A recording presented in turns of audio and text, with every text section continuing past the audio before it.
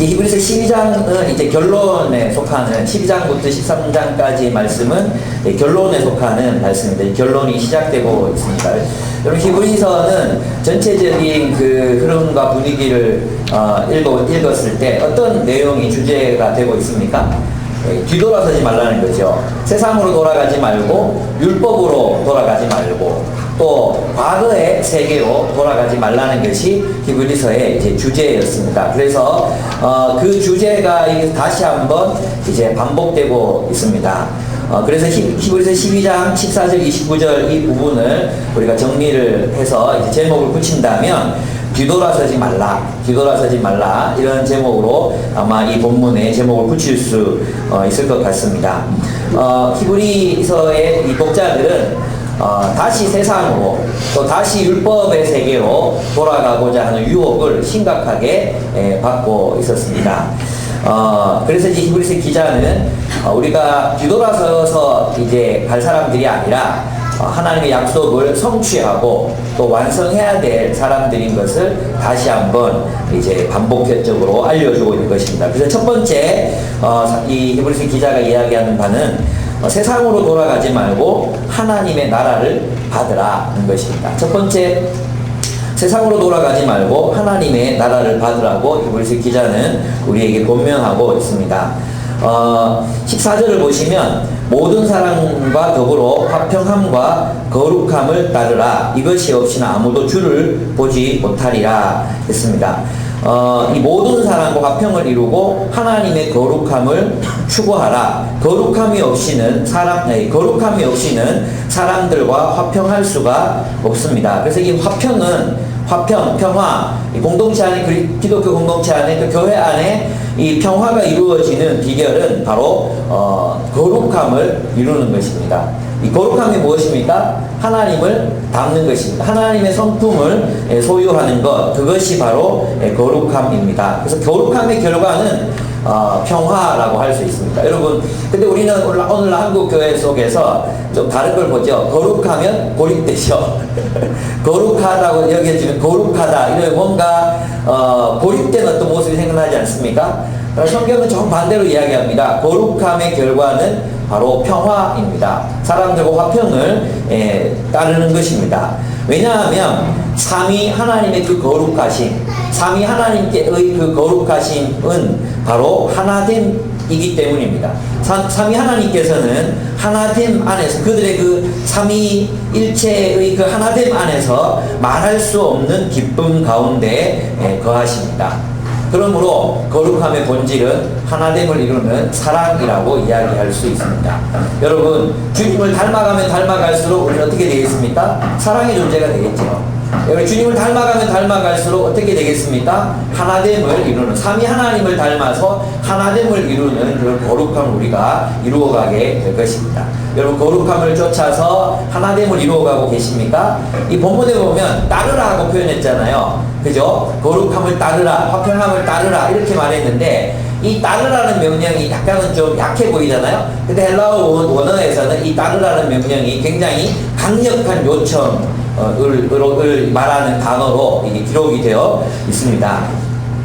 그러니까 적극적으로 아주 열심히 평화와 거룩함을 쫓으라는 것입니다. 그런 의미에서 이 평화와 거룩은 하나님 나라의 본질이라고 할 수 있습니다. 우리는 적극적으로 평화를 만들어 가야 합니다. 적극적으로 평화의 관계를 만들어 간다는 것은 무엇을 말하겠습니까? 그렇죠. 우리의 관계 속에 그냥 이렇게 우리의 모든 관계를 평범한 그런 수준에서 내버려 두는 게 아니라 더 적극적으로 하나가 되어 가는 것을 말하는 거죠. 차별을 깨고 또 용서의 장벽들을 깨고 또 나와 너와의 다름을 깨고 또 차이들을 깨고 모든 그 모든 것들을 깨어가면서 우리는 어떻게 해요? 서로가 하나됨을 위해서 노력하고 나아가야 한다는 것입니다. 그것이 거룩함을 쫓는 비결입니다. 우리는 우리 공동체 안에서의 관계들을 살펴보면 너무 소극적이지 않습니까? 우리가 가지는 선입견, 편견 그거 그냥 그대로 내버려두고 또 학벌, 지형, 성적 차별, 뭐 이 모든 차별과 또 이 장벽들을 그냥 내버려 둔 채 또 누군가가 껄끄럽게 느껴지고 누군가가 용서되지 않고 그래도 그냥 내버려 두는 거죠. 성경 뭐라고 말합니까? 적극적으로 평화를 만들어가라고 이야기하고 있습니다. 이 적극적으로 평화를 만들어감이 없이는, 즉 하나님의 거룩함을 쫓아 하나됨을 추구하는 적극적인 노력이 없이는 아무도 주를 보지 못한다고 말하고 있습니다. 주를 보지 못한다는 것이 무슨 뜻이겠습니까? 하나님 나라에 들어갈 수 없다는 것입니다.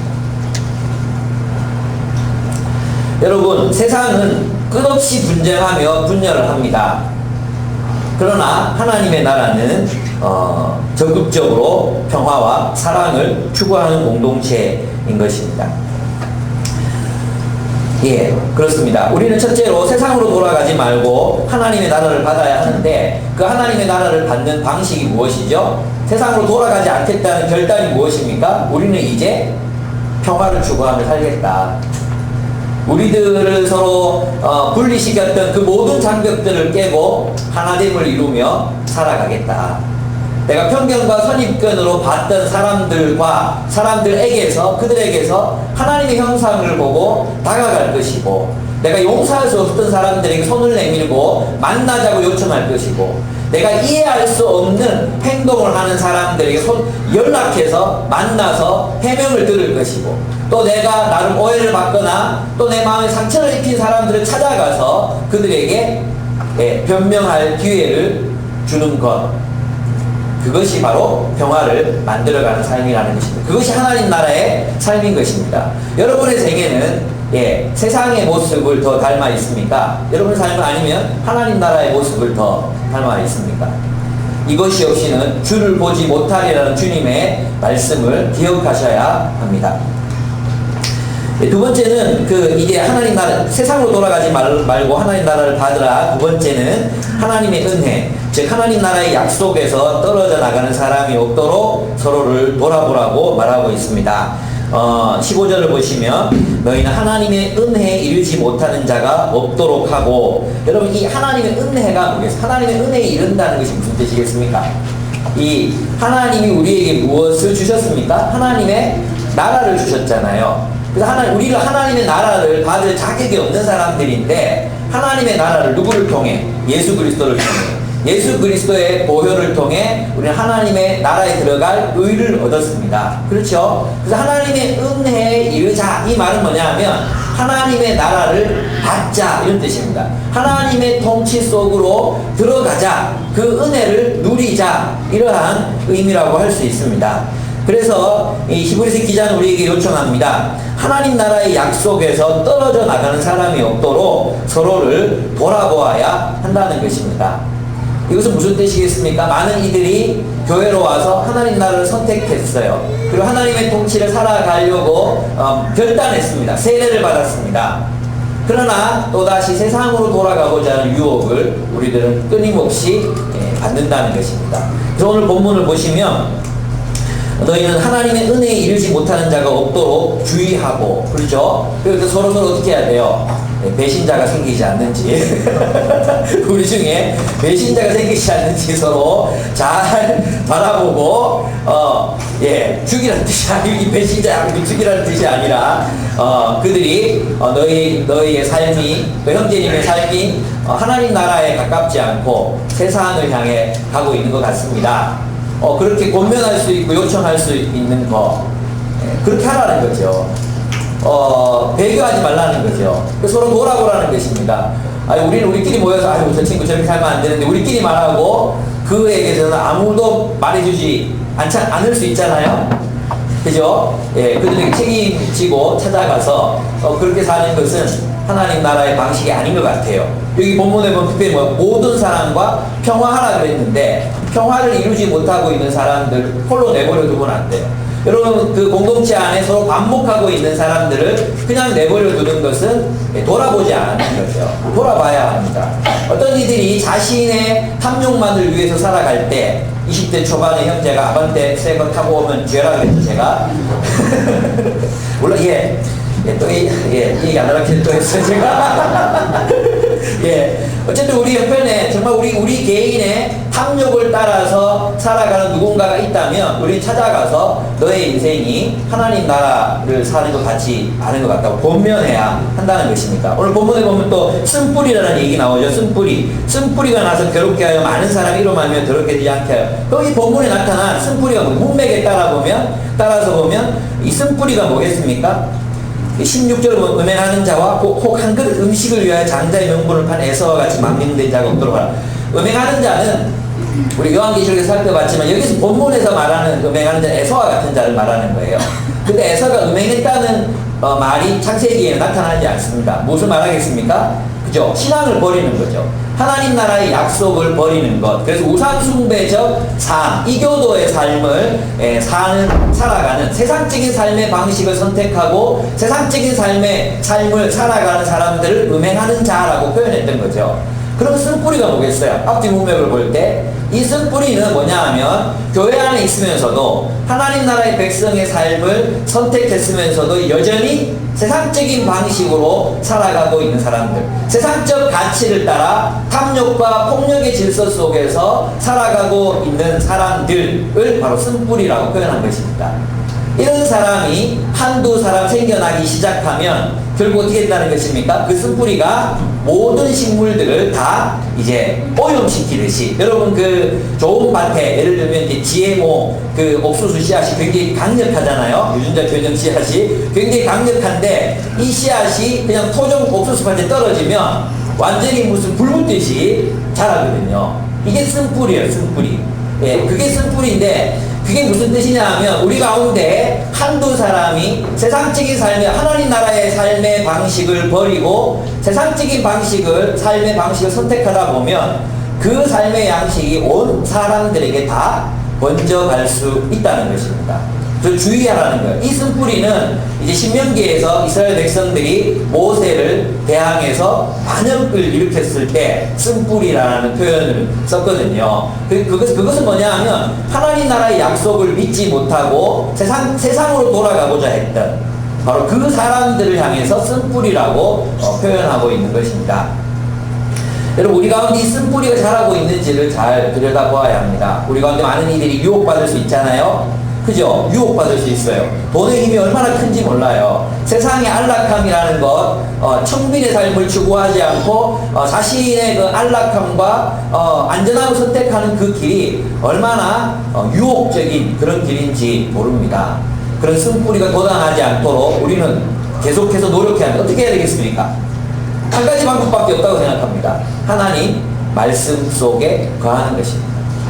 하나님 말씀을 묵상하고 연구하고 또 실천하고 또 그렇게 살아가는 사람들과 함께 모여서 그 말씀을 함께 나누고 또 그렇게 살아가고 서로의 삶을 그렇게 격려할 때만 우리는 쓴뿌리를 예방할 수 있습니다. 여러분, 오늘 한국교회에서 이 쓴뿌리가 되는 사람들이 누구인 것 같습니까? 저는 한 번씩 목사님들이 아닐까 그런 생각이 들 때가 있습니다. 우리 목사님들이 이제 이 대형 큰 교회가 되고 싶어 하잖아요. 근데 이제 다 그런 건 아니지만 몇몇 목사님들 만나보면 큰 교회가 되면 이루어지는 일들, 해외여행 자유롭게 다니고 또 큰 차를 타고 좋은 집에 살고, 그러니까 세상적인 사람들이나 목표가 별로 다르지 않는 그런 분들이 생각보다 많아요. 결국 이거 하려고 목회했나? 이런 생각을 하게 하는 목사님들이 굉장히 많습니다. 저도 자유롭지 않습니다. 내가 왜 목사 욕을 하는가? 평신도 욕을 하면 여러분들의 문제로 잘 못 받아들일 것 같아서 먼저 나부터 까고 그리고 여러분들을 깔려고 합니다. 여러분, 나는 쓴뿌리가 되고 있지 않은지 한번 자신을 돌아보았으면 좋겠습니다. 나는 무엇을 추구하고 무엇을 욕망하며 살아가고 있는가? 나는 우리 공동체에서 과연 정말 하나님 나라의 가치를 추구하는 삶으로서 나는 모범이 되고 있는지, 아니면 쓴뿌리가 되어서 다른 이들을 유혹하고 있는지 우리 자신 한번 돌아보았으면 좋겠습니다. 오늘날 쓴뿌리로 교회를 오염시키는 사람들과 음행하는 자, 우상숭배자, 그리고 에서와 같은 사람들은 하나님의 나라를 살지 않는 종교인들, 말합니다. 우리 이런 삶을 살면 안 될 것 같습니다. 그죠? 예, 그렇습니다. 그래서 오늘 그 결과가 뭐냐? 그러면 세상으로 돌아가지 말고 하나님 나라를 받으라는 것이 어떤 뜻입니까? 예, 모든 사람과 화평을 이루고 그리고 거룩함을 쫓는 삶을 살아가라는 것입니다. 그렇게 되기 위해서 우리 모든 차별을 깨고 다가가서 하나됨을 이루어야 합니다. 여러분, 우리 살다 보면 껄끄러운 계층, 껄끄러운 기질, 껄끄러운 사람들을 만나게 됩니다. 그 모든 내 마음속에 있는 차별을 깨고 나아가셔야 합니다. 그들에게로 나아가셔야 합니다. 예, 여러분 안에 있는 모든 편견과 선입견들을 물리치고 그들에게로 나아가셔야 합니다. 저는 대형교회에 대한 거부감이 있었습니다. 그리고 대형교회에 몰려들어서 예배를 드리는 많은 청년들에 대해서 저 사람들은 왜 저기 갈까 이런 생각이 들었습니다. 근데 궁금하기도 하고 그래서 수영로 교회에서 3만 명 모이는 수영로 교회에서 저를 초빙했을 때 이제 아는 간사님이 거기 이제 청년부를 맡으셨기 때문에 수락한 면도 있었지만 그래 가서 한번 보자. 이것들이 얼마나 잘 사나 한번 보자 하고 갔는데 첫날부터 저의 편견과 선입견이 무너졌습니다. 불쌍하더라고요. 긍휼한 마음이 내 마음에서 일어났습니다. 긍휼한 마음. 이 사람들도 하나님을 정말 갈망하고 하나님을 정말 찾고 있는 사람들이구나. 그리고 저 진짜 어떤 자신의 인생의 문제를 하나님 앞에서 고민하는 사람들이구나. 또 이제 나이가 이제 그 20대 후반에서 30대 후반까지 이렇게 모여있는 분들이니까 여러 가지 고민들이 많을 거 아니에요. 결혼, 가정, 뭐 집, 또 여러 문제들이 많은 그런 이제 분들이 한 250여 명 정도 모이셨어요. 모이셔서 이제 한번 말씀을 듣는데 저는 30대 후반의 남자들이 그렇게 늙었다는 사실을 거기서 이제 처음 알았어요. 그리고 자매들도 굉장히 나이 많은 이제 자매들이 독신인 자매들과 형제들이 모여서 함께 예배를 드리는데 내 마음에 알 수 없는 긍휼함이 이렇게 막 예, 올라오는 거예요. 정말 긍휼함이 생겼어요.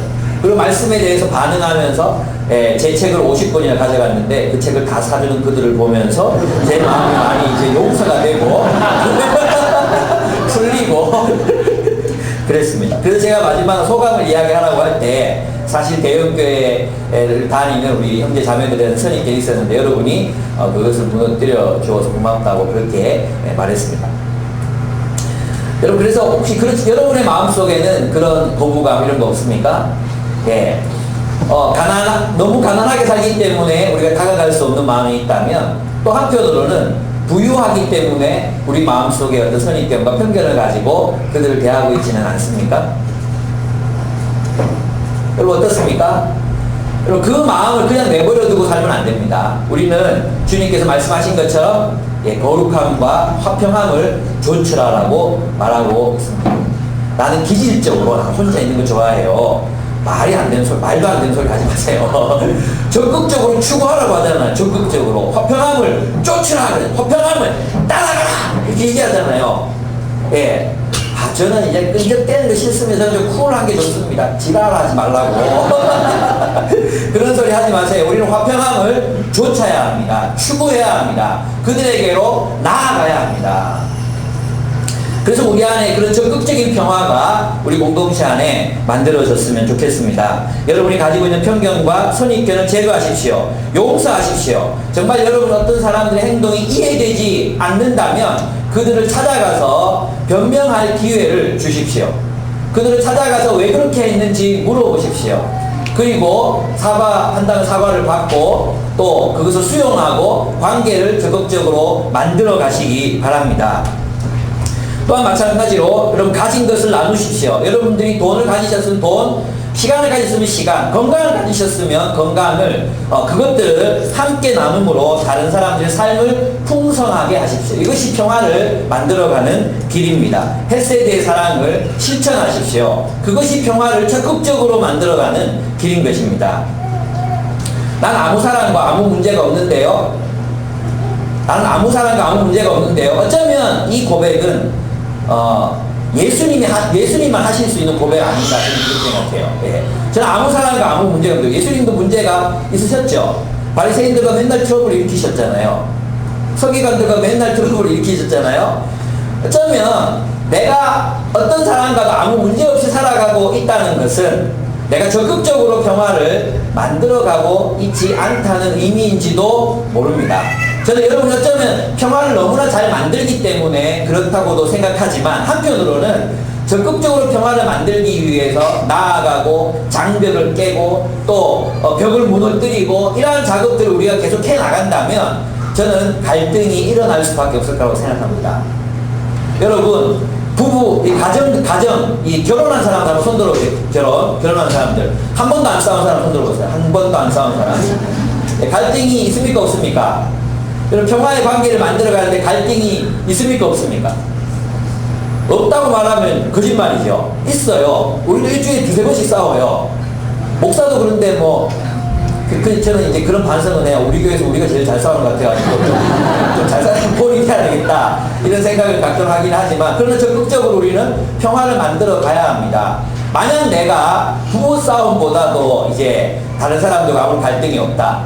이거 무슨 말입니까? 나는 적극적으로 누군가와 깊이 있는 관계를 맺어가고 있지 않다는 뜻입니다. 여러분 이제 평화를 만들어 갑시다. 아멘. 그저 트러블을 일으키지 않는 정도로만 교제하고 문제가 일어나지 않는 정도로만 개입하고 그저 내 이미지를 그냥 이렇게 좋게 만드는 유지하는 수준에서만 관계한다면 우리는 평화를 만들어갈 수 없습니다.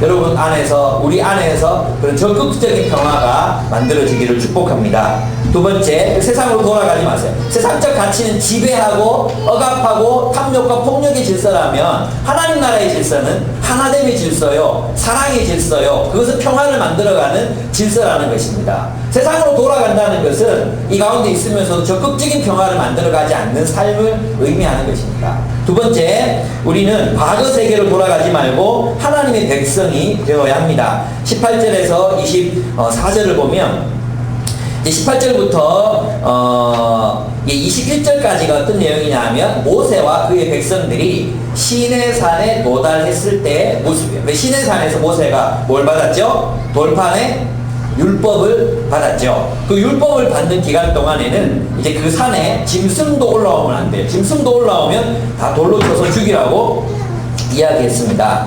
그리고 이제 한번 본문을 보겠습니다. 거기에는 만질 수 있는 불이 붙는 산, 그리고 침침함, 흑암, 폭풍, 나팔 소리, 그리고 말하는 소리가 있는 곳이었습니다. 이미지가 어떻습니까? 굉장히 침침하고 무섭고 두렵죠. 이때는 하나님의 거룩한 율법이 선포되는 시기였습니다. 그래서 굉장히 두려움 가득한 그런 모습으로 그려져 있습니다. 21절에 보면은 그 보이는 바가 이렇듯 무섭기로 모세도 이르되 내가 심히 두렵고 떨린다 하였느니라 했습니다. 그죠? 모세와 그의 백성들이 시내산에서 하나님 백성이 됐습니다. 시내산에서 율법을 받고 그 율법을 따라, 율법은 축복입니다. 이 율법은 복음이에요. 왜냐하면 무엇이 옳고 그른지 알지 못했던 그 고대 사회에서 이렇게 살아가는 것이 하나님의 길이다, 이렇게 사는 것이 인간다운 삶이다, 그것을 제시한 것이었기 때문에 그것은 복음이었습니다. 그러면 왜 히브리서 기자는 이 세계를 이렇게 좀 두렵고 뭔가 네거티브한 방식으로 표현하고 있는가? 그것은 모세의 율법과 율법으로 구성된 이 하나님의 백성이, 율법에 의해서 형성된 하나님의 백성이 불완전하다는 것을 말하려고 하는 것입니다. 그것은 어떤 하나의 완성된 어떤 것을 위한 준비 단계, 모형이라는 것을 말해주기 위해서 하는 것입니다. 그래서 그 다음 구절을 보면 그들은, 구약의 백성들은 율법으로 하나님 백성이 되어서 율법 안에 머물 수밖에 없었지만 22절 보겠습니다. 이거 같이 한번 읽어보겠습니다. 너무너무 참 좋은 말씀이에요. 22절부터 한번 읽어보겠습니다. 시작. 그러나 너희가 이룬 것은 시온산과 살아계신 하나님의 도성인 하늘의 예루살렘과 천만천사와 하늘에 기록된 장자들의 모임과 교회와 만민의 심판자이신 하나님과 및 온전하게 된 의인의 영들과 새 언약의 중보자이신 예수와 및 아벨의 피보다 더 나은 것을 말하는 뿌린 핀이라. 모세와 모세의 율법이, 모세 율법으로 형성된 하나님 백성, 구약 백성이 최종적인 목적지, 그들이 바라보고 그들이 기대하고 소망했던 그 최종적 목적지가 메시아를 통해 이루어지는 하나님의 나라였거든요. 구약 백성들이 바라보고 소망했던 게 뭐냐? 메시아를 통해서 이루어지는 하나님의 나라였어요. 그 하나님의 나라를 이제 예수님께서 오셔서 이루어 주셨습니다. 하나님의 나라가 이 세상 속으로 오게 하셨습니다. 아멘. 지금 뭐 반항하는 겁니까? 뭐 하자는 겁니까? 예, 이제 하나하나씩 살펴보면 시온산은 뭐냐 하면 신의 산에서 율법이 주어졌잖아요. 시온산은 선지자들에 의하면 메시아가 임하는 장소예요. 내가 시온산 높은 백향목 높은 가지 끝에서 새 가지를 꺾어 높은 시온산을 심고 그랬거든요. 그죠? 그래서 신의 산은 구약 백성이 이루어지는 장소면 시온산은 메시아가 임하는 곳이에요. 메시아가 도래해서 하나님의 통치를 실현하시기 시작하는 장소가 시온산이에요. 그 다음에 살아계신 하나님의 도성인 하늘의 예루살렘. 그렇죠. 이것은 뭡니까? 이제 하나님께서 하나님의 통치를 완성하시는 도시, 완성하시는 도시, 그 하나님 나라를 의미하는 용어가 바로 새 예루살렘 성. 우리 요한계시록 하면서 배웠잖아요. 새 예루살렘 성. 그것에 너희가 도달했다는 것입니다. 그러니까 시온산과 하나님의 도시인 하늘의 예루살렘, 즉 하나님의 궁극적 약속의 성취가 일어났고 너희는 구약의 율법의 백성이 아니라 이제는 하나님 나라의 백성이다. 그런데 너희가 다시 구약의 율법으로 돌아가면 되겠나? 안 되지. 이 하나님 나라의 삶, 하나님 나라의 삶의 양식을 따라서 살아가야 한다는 것이죠.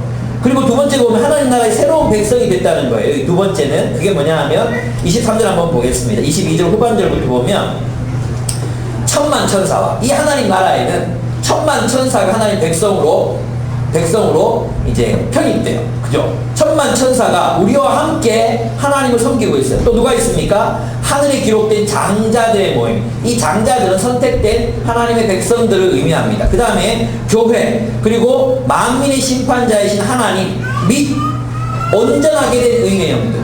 이 누구겠어요? 온전하게 된 의인의 영들. 무엇으로 온전하게 됐죠? 그 뒤에 나오는 예수의 뿌린 피로 의로워진 우리 그리스도인들을 말하는 거죠. 다 한마디로 있잖아요. 또 새 언약 있죠. 24절 새 언약의 중보자. 이게 다 말하는 게 뭡니까? 옛 언약은 모세가 시내산에서 함께 하나님과 함께 맺었던 언약, 율법을 성취함으로 하나님 백성이 되는 것. 새 언약은 뭐라 그랬어요? 메시아를 통해서 메시아의 피로 맺어지는 언약. 그 언약으로 말미암아 뭐가 출현해요? 새 언약 백성이 출현한다 그랬죠? 내가 수백 번 얘기했죠?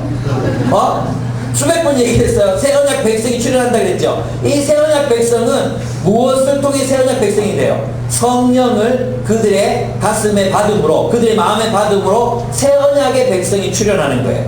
그러니까 지금 히브리서 기자의 관점으로 보면 무슨 말이에요? 이제 우리는 메시아적 예언이 성취된 하나님의 나라, 성취된 하나님 나라의 약속이 성취된 하나님의 그 약속을 지금 살고 있는 사람입니다. 하나님의 약속의 성취를 우리는 경험하며 누리며 살아가고 있는 하나님의 새로운 백성이다. 이것을 지금 이야기하고 있는 것입니다. 그렇죠? 그래서 우리는 이렇습니다. 과거 세계로 돌아가지 말고 하나님 백성이 되라는 것은 우리 시온산에서 하나님의 백성이 되었습니다. 시온은 이스라엘이 궁극적으로 도달해야 할 가나안 땅 예루살렘의 중심이 되는 산이었습니다. 히브리서 기자는 독자들로 하여금 그들이 다시 율법주의로 돌아가면 안 되는 이유를 설명하고 있는 것입니다. 그 과거의 세계는 이제 예수님이 오심으로 성취되었기 때문에 옛 생활 방식으로 돌아가면 안 된다는 거예요. 아까 앞에서는 세상으로 돌아가면 안 된다는 거죠. 두 번째 여기서는 너희가 불붙는 산, 신의 산으로 돌아가면 안 된다. 너희가 다시 율법주의라는 그 고대 세계로 돌아가면 안 되고 하나님 나라의 완성이라는 측면에서 너희의 삶을 바라보고 살아가야 한다. 그것을 이야기하고 있는 것입니다. 그래서 여러분, 오늘날 우리는 율법주의로 돌아가지는 않을 것 같습니다. 우리 가운데 아무도 율법주의로 돌아갈 사람은 없을 것입니다. 율법주의는 두려움과 죄책의 세계입니다. 율법주의는 두려움과 죄책의 세계, 완전주의의 그러한 세계입니다. 그 삶으로 돌아가지 말라는 것입니다. 우리는 하나님의 약속의 성취입니다. 우리는 하나님 나라의 새로운 백성이 되었습니다. 우리는 하나님과 천만 천사들과 구약의 장자들과 또 예수 그리스도의 뿌린 피로 의롭게 된 신약의 하나님의 백성들과 또 이 모두를 포함하는 교회와 함께 하나님 백성의 공동체, 하나님의 새로운 백성이 된 것입니다. 여러분 보이십니까? 우리가 함께 예배드리는 천만 천사와 이 예배를 받으시는 하나님과 그리고 구약의 하나님이 신실하게 따르며 섬겼던 하나님의 백성들의 삶이 보이십니까? 그들이 우리와 함께 하나님을 예배하고 있습니다. 우리가 도달한 것은 바로 거기입니다. 우리 히브리서의 독자들보다도 우리는 더 하나님 나라에 더 많이 가까워졌습니다. 그러니까 우리는 과거로 돌아가면 안 됩니다. 여러분 율법주의는 일종의 촛불이었습니다. 촛불, 우리 들어봤죠? 촛불. 이 촛불은 그들의 세계를 밝히고 그들을 나름의 진리로 인도했습니다. 우리를 인도하던 몽학선생, 우리의 세계를 밝히던 촛불들도 있었습니다. 여러분도 과거 예수 그리스도를 알기 전에 여러분이 속했던 세계가 있었습니다. 거기에서 여러분 나름대로의 도덕을 배웠고 나름대로 윤리를 배웠고 나름대로 인간은 이렇게 살아야 돼, 사람은 저렇게 살아야 돼, 이런 식의 가치들을 습득했습니다. 그렇죠? 근데 우리는 예수 그리스도를 믿고 나서도 다시 그 과거로 돌아가는 관성들이 우리에게 있다는 것입니다. 하나님 나라에서 하나님 나라의 라이프 스타일, 하나님 나라의 삶의 양식, 하나님 나라가 우리들에게 요청하는 바를 완성해 나가는 삶을 살아야 되는데 우리는 자꾸만 과거의 우리의 습관, 사람들을 평가할 때도 비전을 수립할 때도 꿈을 이야기할 때도 또 여러분들이 인간관계를 맺는 방식들을 보면 자꾸만 우리는 과거 세계로 돌아가고자 하는 관성을 가진다는 것입니다. 하나님 나라의 그 화평과 용서와 사랑의 그 가치를 우리는 완성해 가야 되는데 여전히 사람을 만날 때나 사람을 대하는 방식이나 윤리적 가치나 또 꿈이나 이 모든 가치관들이 여전히 과거에 머물러 있거나 과거로 돌아가고자 하는 관성을 우리 가진다는 것입니다. 여러분 옛세계로 돌아가지 마십시오. 그리고 우리 안에 이루어진 하나님 나라의 약속을 완성해 가시는 여러분들이 되시기를 축복합니다. 아멘. 여러분의 가치관을 하나님의 말씀으로 가득가득 채우고 변형시켜 가야 합니다. 여러분들이 인간관계를 맺는 방식을 예수께서 맺으셨던 원수까지도 사랑하셨던 그 인간관계의 방식으로 우리를 변화시켜 가야 합니다. 바리새인이든 세리든 제사장이든 장녀든 할 것 없이 모두를 그 품에 품으셨던 예수 그리스도의 그 사람을 대하는 방식을 우리는 배워야 하는 것입니다. 십자가의 방식, 그것이 여러분의 삶 속에서 완성되도록, 아직까지도 여전히 세상이 꾸라고 하는 꿈을 꾸고 세상이 욕망하라고 하는 것들을 욕망하는 분들이 계십니까? 우리는 이제 하나님 나라 안에서 하나님께서 우리가 꾸라고 하신 하나님 우리를 향해서 꾸시는 그 꿈을 우리의 것으로 삼고 하나님의 꿈을 꾸고 하나님의 비전을 바라보고 하나님이 원하시는 삶을 살아가야 하는 것입니다. 완성하십시오. 나아가십시오. 후퇴하지 마십시오. 뒤돌아가지 마십시오. 여러분이 옛세계로 침잠에 들어가지 마십시오. 하나님께서 우리에게 요구하시는 그 세계를 완성해 나가십시오. 오늘날 많은 기독교 교회 공동체들이 과거로 돌아갔습니다. 세상과 다를 바 없어져 버렸습니다. 우리는 앞으로 나아가야 하는 사람입니다. 전진에 달려가야 하는 사람들이 뒤로 물러나 침륜에 빠진 자들이 아닌 것입니다. 여러분 어디로 가고 계십니까? 뒷걸음질 치고 계시진 않습니까? 뒤돌아가고 계시지 않습니까? 앞으로 나아갑시다. 주님이 원하시는 그 세계를 향해 하나님이 약속하신 그 하나님의 나라를 향해 나아갑시다. 이제 마지막으로 25절에서 29절을 보면 세상의 소리를 듣지 말고 하나님의 말씀을 들으라는 것입니다. 세상의 소리를 듣지 말고 하나님 말씀을 들으라 하는 것입니다. 오늘 본문을 보면 25절부터 한번 보겠습니다. 너희는 삼가 말씀하신 이를 거역하지 말라. 이 말씀하신 이가 누구겠어요? 예수 그리스도이시겠죠. 예수 그리스도를 거역하지 말라 합니다. 땅에서 경고하신 이를 거역한 그들이 피하지 못하게. 땅에서 경고한 이가 누굽니까? 모세죠. 모세. 모세의 말씀을 거역한 자들도 다 어떻게 됐습니까? 땅이 갈라져서 다 삼켜버리거나 또 많은 이들이 질병에 걸려서 죽거나 뱀에 물려서 죽거나 그랬습니다. 모세의 말을 거역했는데도 불구하고 하나님께서는 그들을 심판하셨습니다. 하물며 하늘로부터 오신 분 예수 그리스도의 말씀을 너희가 배반해서 되겠느냐. 하나님 나라를 떠나면 되겠느냐 이 말입니다. 하나님 나라를 떠나 다시 세상으로 돌아간다면 너희는 반드시 심판을 받을 것이라는 것입니다. 하늘로부터 경고하신 이를 배반하는 우리일까 보냐 그랬습니다. 우리 모두가 다 배반의 위험성을 가지고 있습니다. 우리 배반하지 맙시다. 하나님 나라 위에서 끝까지 살아가신 여러분들이 되시기를 바랍니다. 네. 26절에 보면 그때는 그 소리가 땅을 진동하였거니와 이제는 약속하여 이르되 내가 또 한 번 땅만 아니라 하늘도 진동하리라. 이 또 한 번이라 하심은 진동하지 아니하는 것을 영존하게 하기 위해. 진동하지 아니하는 것이 뭐겠어요? 하나님 나라에 속하는 것.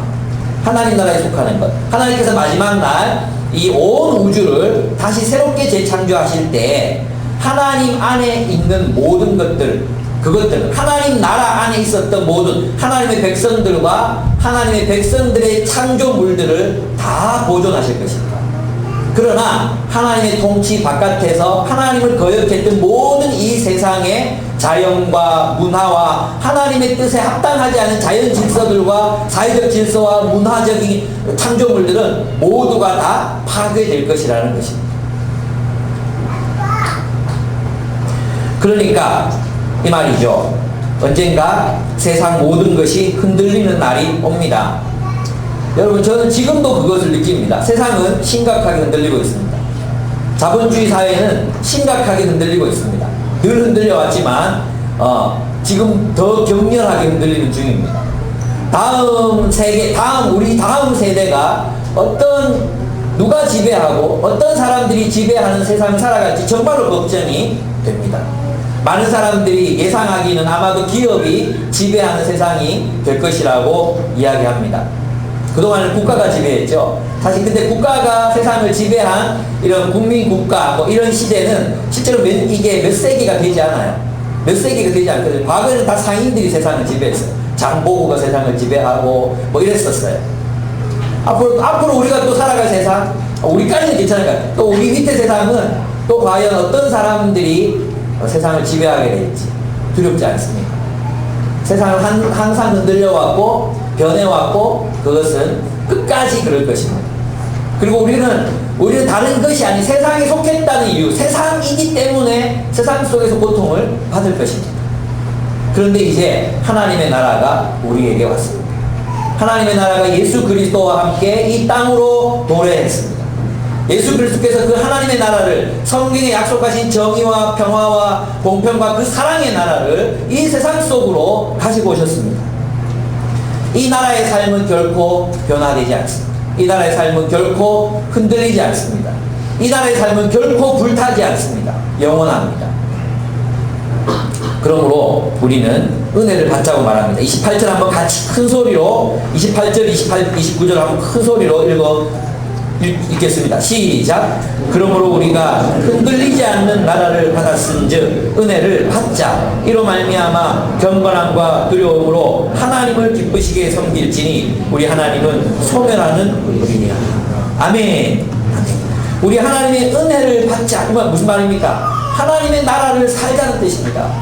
하나님의 나라를 살자. 하나님을 기쁘시게 하자. 즉 하나님을 예배하는 삶을 살자. 하나님 예배하는 게 찬양할 때 손 들고 찬양하고 눈물 흘리고 이게 하나님 예배하는 찬양이 아니잖아요. 그것도 괜찮아. 근데 참 나는 여러분이 찬양할 때 약간 불만이 있는 게 왜 서서 찬양하다가 자꾸 앉죠?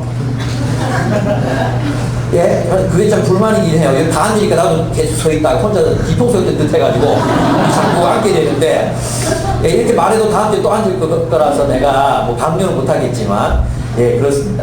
어쨌든 여기서 말하는 예배는 앉든 서든 중요한 게 아니라 앉아서 예배하든 서서 예배하든 그것이 중요한 것이 아니라 무엇이 중요한 것입니까? 하나님을 존중하는 삶을 사는 거죠.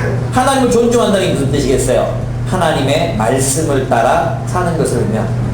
그죠? 하나님의 말씀, 하나님 나라의 가치, 하나님 나라가 하나님의 통치를 따라 살아가는 삶을 사는 것을 의미합니다. 그게 하나님의 은혜를 받자 이런 뜻이에요.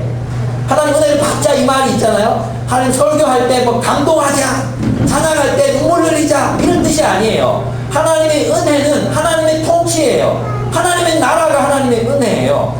그 하나님의 나라를, 하나님의 통치를 살아내므로 하나님의 은혜를 누리자는 것입니다. 그것이 뭡니까? 평화를 추구하는 삶. 우리 가운데 평화를 적극적으로 만들어가고 적극적으로 사랑하는 삶을 통해 하나님의 나라를 살자는 것입니다. 여러분 그렇게 하실 수 있겠습니까? 우리 함께 하나님의 나라에 머뭅시다. 세상으로 돌아가지 맙시다. 여러분 기도 제목을 쓴 제목들을 보면 이제 가끔씩 자꾸 세상 속에서 세상상으로 함께 올리다 보니까 세상의 영향을 받고 세상적 가치에 자꾸 물드는 것 같다고 걱정하시는 직장인들이 많이 있습니다. 그런 걱정을 한다는 자체가 저는 하나님께서 여러분과 함께 하고 계시다는 증거라고 생각합니다.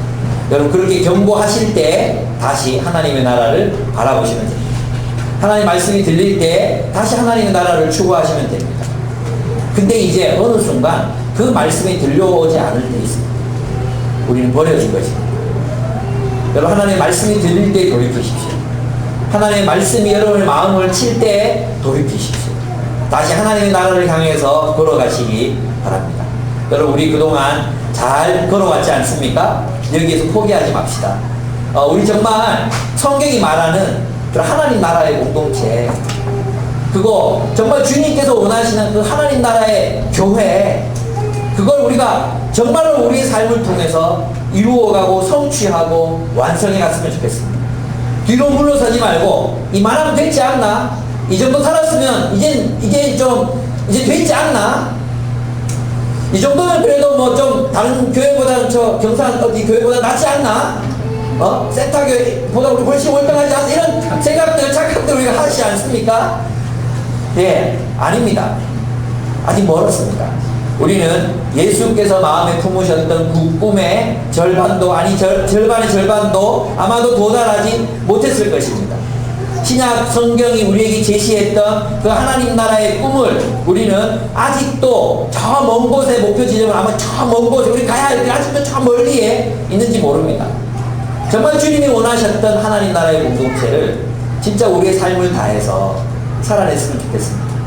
정말 끝까지 사랑하고 참 한없이 사랑하고 또 좀 한없이 우리들의 장벽을 계속 허물어가고 서로 하나가 되고 정말 주님이 원하시는 그 십자가의 도가 우리 공동체 가운데 실현되기를 원합니다.